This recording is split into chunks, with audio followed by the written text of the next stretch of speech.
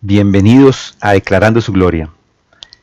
Continuando con el tema de la ley, la palabra más común para ley en el griego es nomos, y la podemos comparar con la palabra para ley que encontramos en el Antiguo Testamento, a la que hace referencia el Pentateuco.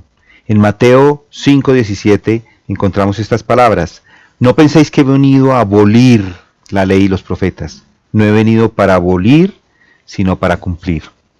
Y esto hace referencia a la ley de Moisés.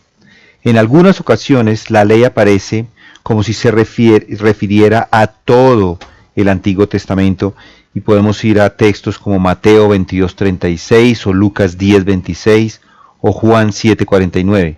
Sin embargo, en estos textos y otros que encontramos allí en el Nuevo Testamento, en los lugares donde se habla de ley, aparece más o pareciera más que se habla de la ley de Moisés que de todo el Antiguo Testamento. Entonces la ley en el Nuevo Testamento es la ley de Moisés. Es a eso lo que hace referencia Mateo cuando dice: porque en verdad os digo que hasta que pasen el cielo y la tierra no se perderá ni una letra más pequeña ni la tilde de la ley hasta que toda se cumpla. Está haciendo referencia a la ley de Moisés. Tanto Lucas entonces como Juan también hablan de la ley de Moisés. Pablo, también el escritor de 13 de sus cartas del Nuevo Testamento, habla de los mandamientos de la ley igualmente y hace referencia a esa ley que encontramos en el Antiguo Testamento en el libro del Pentateuco. Pero si tú, que llevas el nombre de judío y te apoyas en la ley, que te glorías en Dios, por ejemplo Romanos 2:17 está hablando de esa ley, o el 3:21 dice: pero ahora, aparte de la ley, la justicia de Dios ha sido manifestada y atestiguada por la ley y los profetas. O en Romanos 4:13 cuando dice: porque la promesa a Abraham o a su descendencia de que él sería heredero del mundo no fue hecha por medio de la ley, sino por medio de la justicia de la fe. Entonces la ley son los mandamientos que encontramos en el pacto mosaico, en esas cartas que escribió o esos libros que escribió Moisés, y que tenemos desde ese momento que él las escribió, desde cierto momento en la historia que él escribe la ley. Algunos teólogos discuten si la ley en algunas ocasiones en las cartas de Pablo hace referencia o a principios o a reglas que nosotros debemos cumplir como creyentes. Pero eso no es fácil de afirmar, por el hecho de que la ley no libera a las personas del pecado, y ese es el énfasis de Pablo, como lo dice en Romanos 8:2, porque la ley del Espíritu da vida en Cristo Jesús, te ha liberado de la ley del pecado y de la muerte, la ley del Espíritu de vida. Entonces, después de leer estos textos, después de meditar este par de días en lo que dice la ley en el Antiguo y en el Nuevo Testamento, podemos con tranquilidad decir que la ley que encontramos allí hace referencia a ese pacto mosaico. Y hablamos de esto, ¿por qué? Porque hay muchas personas que todavía quieren vivir bajo la ley.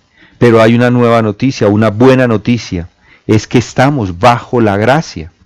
Vamos a terminar leyendo unos textos de Gálatas. Gálatas 1:6 dice: me maravillo de que tan pronto hayáis abandonado al que os llamó por la gracia de Cristo para seguir un evangelio diferente. Está haciendo referencia a eso, que en realidad no es otro evangelio, solo que hay algunos que os perturban y quieren pervertir el evangelio de Cristo. Pero si aún nosotros o un ángel del cielo os anunciara otro evangelio, que sería el evangelio de la ley, contrario al que hemos anunciado, sea anatema. Y más adelante, en el capítulo 2, versículo 20 dice: con Cristo he sido crucificado, y ya no soy yo el que vive, sino que Cristo vive en mí, y la vida que ahora vivo en la carne, la vivo por fe en el Hijo de Dios, el cual me amó y se entregó a sí mismo por mí. No hago nula la gracia de Dios, porque si la justicia viene por medio de la ley, entonces Cristo murió en vano.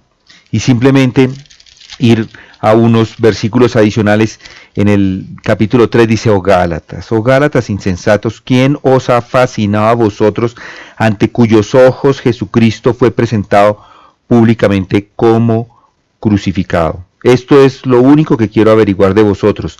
¿Recibiste el Espíritu por las obras de la ley o por el oír con fe? Tan insensatos sois, habiendo comenzado por el Espíritu, ¿vas a terminar ahora por la carne? ¿Habéis padecido tantas cosas en vano, si es que en realidad fue en vano? Aquel, pues, que os suministra el Espíritu y hace milagros entre vosotros, ¿lo hace por las obras de la ley o por el oír con fe? Así Abraham creyó a Dios y le fue contado por justicia.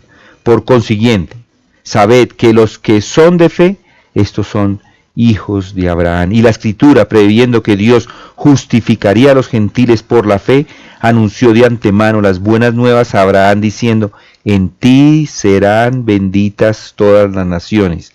Así que los que son de fe son bendecidos con Abraham el creyente, porque todos los que son de las obras de la ley están bajo maldición, pues escrito está: maldito todo el que no permanece en todas las cosas escritas en el libro de la ley para hacerlas. Y que nadie es justificado ante Dios por la ley es evidente, porque el justo vivirá por la fe. Mis hermanos, hoy los dejo con la meditación de que todo es por gracia. Nos vemos el lunes si Dios quiere.